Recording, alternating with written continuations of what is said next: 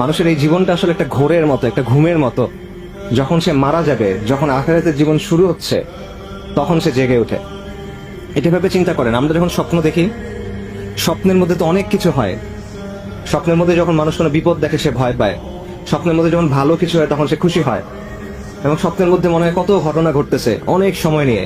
কিন্তু যখন আপনি ঘুম থেকে উঠেন, তখন দেখবেন স্বপ্নের কথা আর মনে থাকে না, আচ্ছা আচ্ছা অল্প কিছু মনে থাকে, এবং মনে হয় এটা তো অল্প একটা সময় ছিল।